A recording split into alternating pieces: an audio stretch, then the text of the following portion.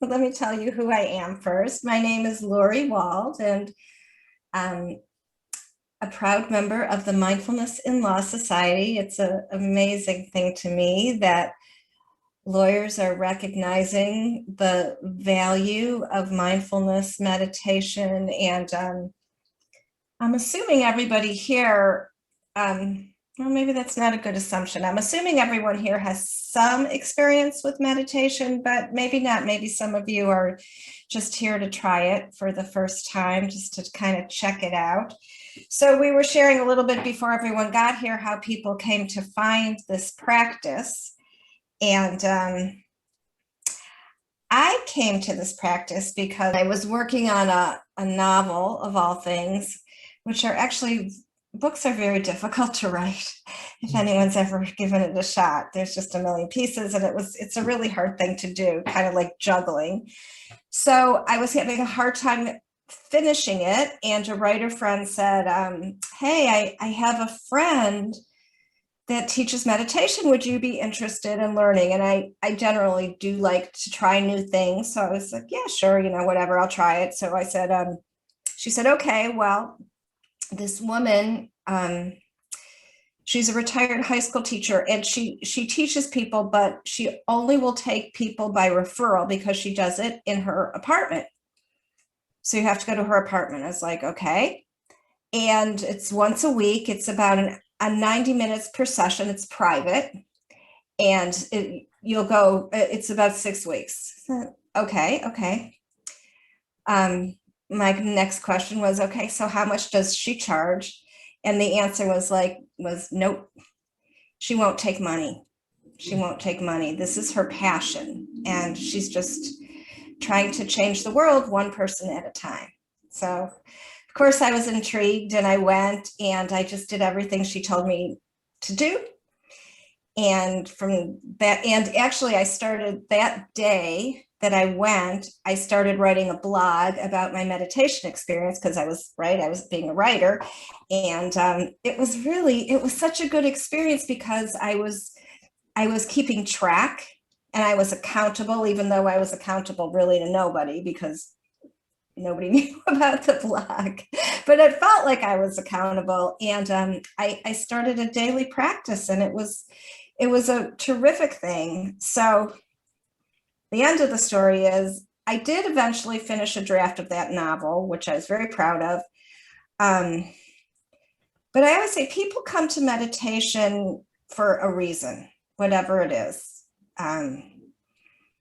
Decrease anxiety, studying for, be more focused about studying for the bar exam. People come to meditation for many, many reasons.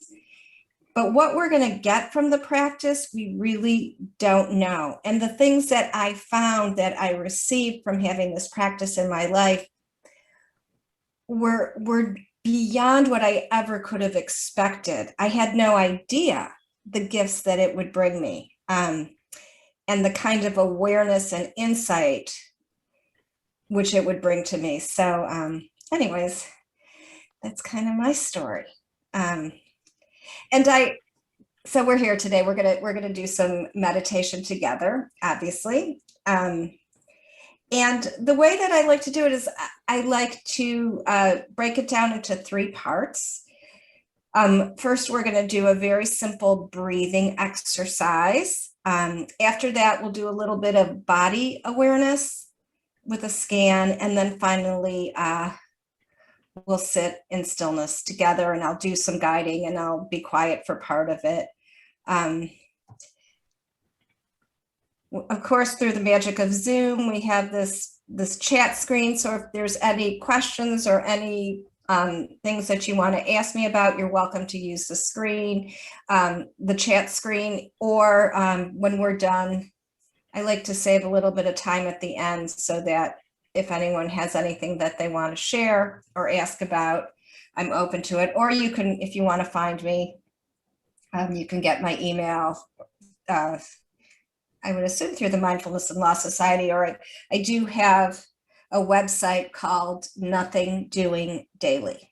So you can find me there too. So let's do the breathing exercise, and then we'll take a bit of a break, and I'll talk a little bit more before we do the body awareness scan. Through the breathing, well, first of all, let me explain a couple more things. Mindfulness, what my definition of mindfulness is, an awareness of your present experience as it is, not as you would prefer it to be, with compassion for yourself, curiosity, and an openness. So it sounds really simple, but being able to be aware and accepting of what our present situation is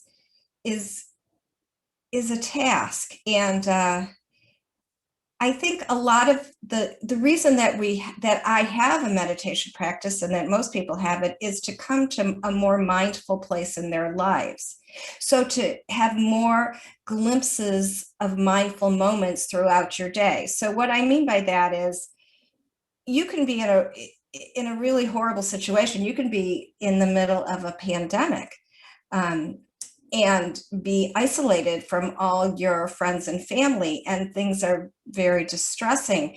But as you go through your day, you may notice some things, like you may notice a bird singing, or you may look up at the sky and notice some color, that blue, that you've never seen before. And being open to the sensory things that are, of course, around us all the time, is just it gives you the full paradox of our lives, which are quite paradoxical. There's awful things going on, but there's also wonderful things. And how do we take it all in? Well, being more mindful is what's helpful for us to see the full picture. So the breathing exercise that I like to do is also a mindfulness practice in and of itself. And it's just very simple, nothing fancy, just mindful breathing. So of course, breathing, no big deal, right? If you're here, you're doing it. You've been doing it for a long time. So what I want you to do is just to sit in a comfortable yet dignified position. You're welcome to close your eyes, not close your eyes, whatever works for you, and see if you can find your breath. Just locate your breath. You might feel your belly rising and falling.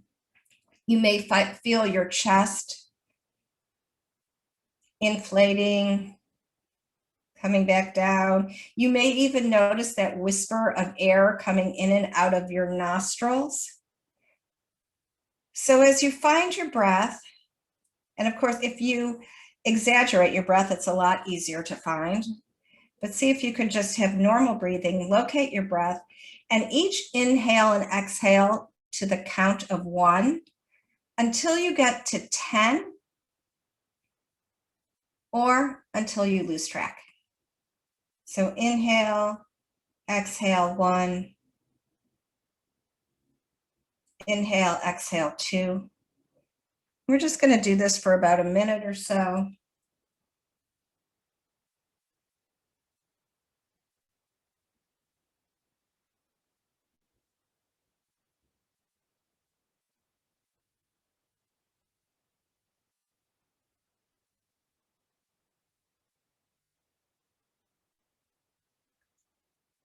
And if you find you've been distracted because you forgot to turn your cell phone off, or a thought pops up, or your temperature is uncomfortable, just start again.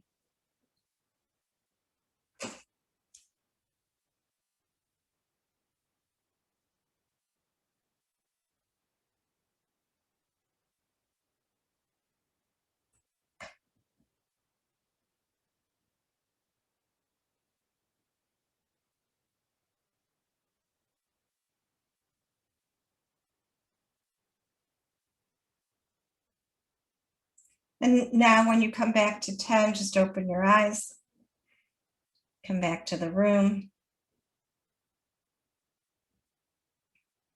the virtual room.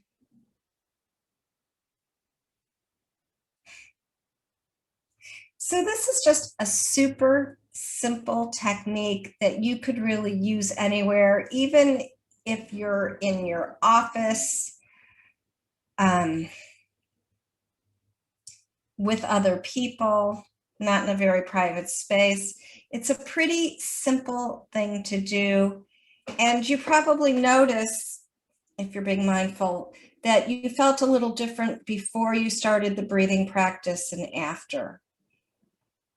You may feel more frustrated because you kept getting distracted. You may feel more serene because you just really were able to go inside and focus on that breath. But either way, of course, there's always changes from moment to moment with all of us, but somehow focusing on our breath, which is the one part of our nervous system that we're able to control, it's very, very effective. I mean, that's your breathing. You really can. You obviously, we don't control it all the time, but you can control it. Can't really control your digestive system. Can't really control when you get scared, when you go into that fight or flight because someone has upset you in some way or because you're actually in some danger. Really can't control that kind of stuff. But our nervous systems have so much to do with how we feel from moment to moment, and it's quite effective just to concentrate on our breath. And that's why so many meditation teachers do have that as the center of the practice. So we're going to also do a body scan and then sit in silence. And I just wanted to talk for a moment about something I've been thinking about a lot lately. And as we come out, we're all in this new transition of, I don't know if you're masking or not masking after we came out of this, coming out of the pandemic. I kind of carry my mask around like it's my security blanket now. I'm never like really sure when I'm supposed to wear it, when I'm not supposed to wear it, but I like to have it in my hand just in case. And we're, even though we're not in that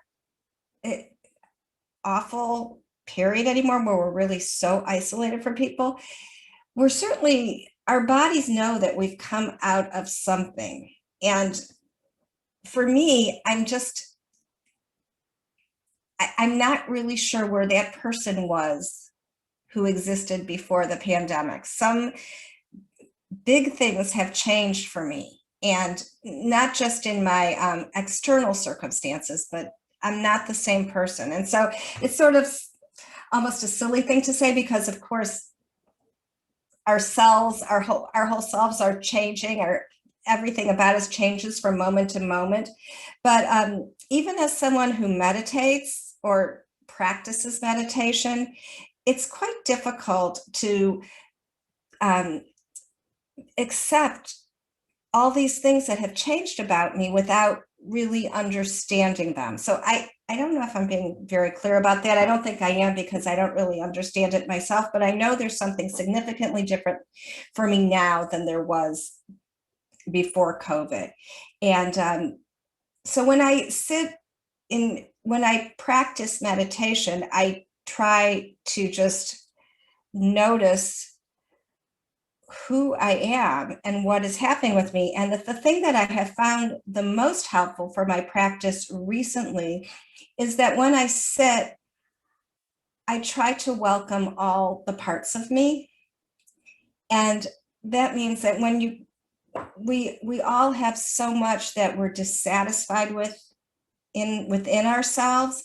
And when you sit, I find it very challenging to say, okay, all those identities, all those mixed up identities of who I am, you're welcome right here. I always say I don't really teach meditation. I can only teach you how to practice meditation. And if you've done this for a while, and I know that some of you have, it's something that we're not necessarily ever going to get good at. There's no Olympic team of meditators, but we sit and we practice and we start again and start again and start again. And I think that's so relevant for as we come out of this like really transitional time where the whole world is different, and it's so obvious to us that it's different, to sit in a practice and just notice where we are. Okay, so let's practice. So once again, sit in your comfortable and dignified position and find your breath.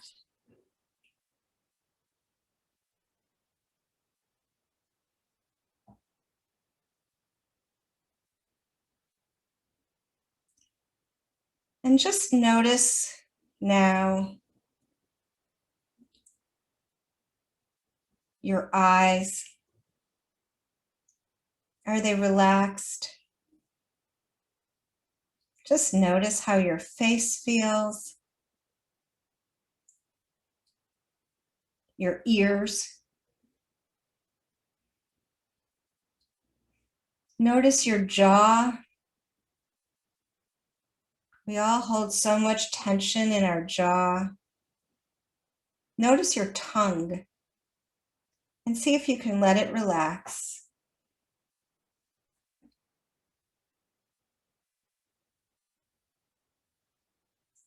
Notice the muscles in your throat and your shoulders, and see if you could let all that stuff you've been carrying around on your shoulders just slide right off. Notice your arms and the palms of your hands, and can you feel a vibration in the palms of your hands?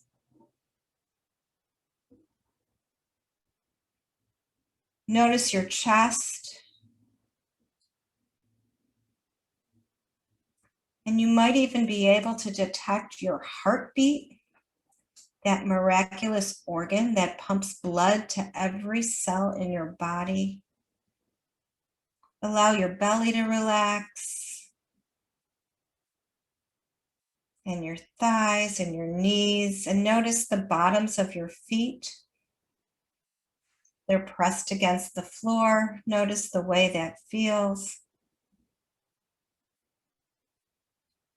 Notice your seat where you're just sitting.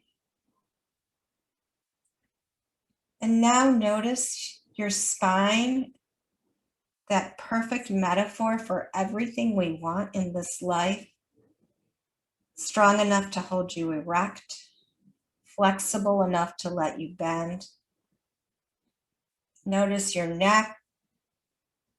If you're like me, notice all those kinks in your neck and see if you could just get your neck to relax and the back of your skull to relax and the top of your skull where you have all those thoughts. Lawyers love our thoughts. Just let them float around. And now come back to your breath.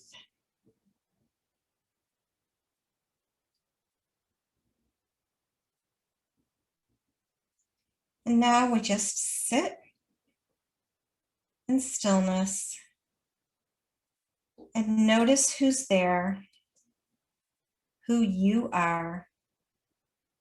Welcome all the parts of you, the silly parts, the stupid parts, the creative parts,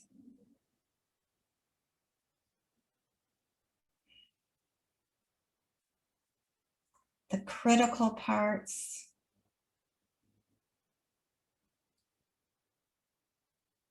It's all welcome.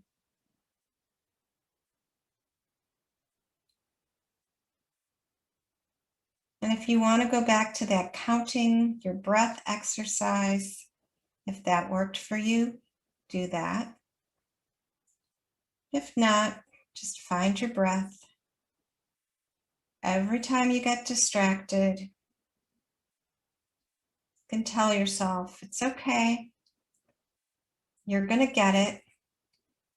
Start again. I believe in you.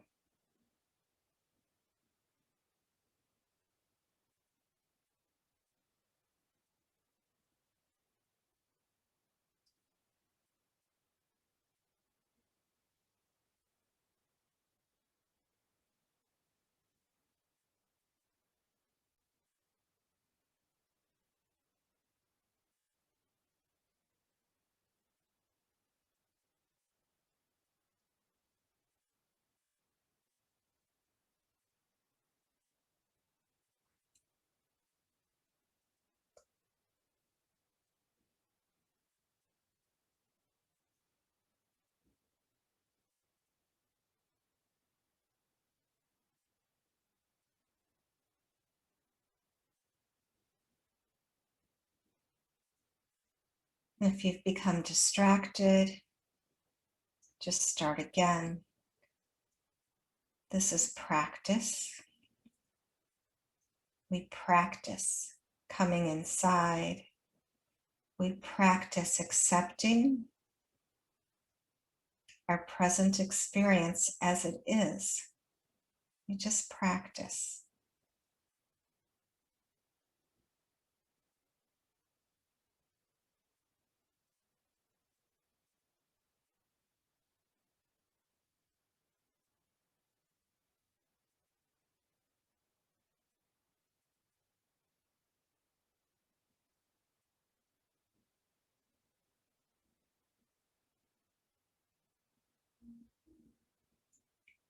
Whether you're feeling tranquil or anxious or both, you just notice and start again.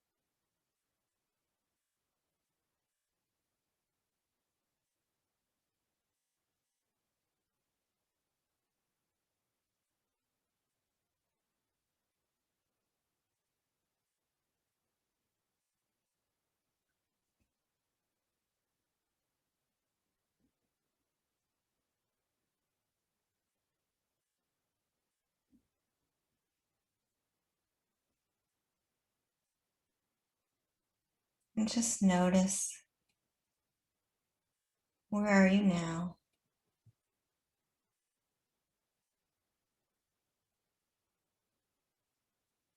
Our thoughts never really stop, but we don't need to be engaged with our thoughts. We can just notice them objectively and come back.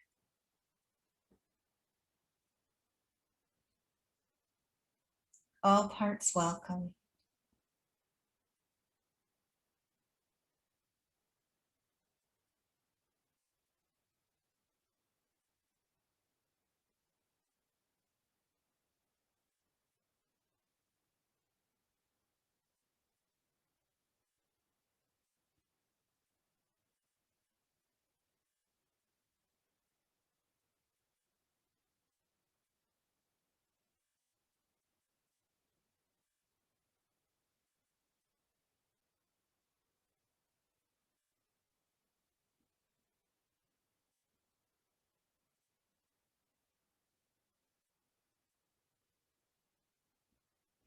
And now for the last minute, just stop trying.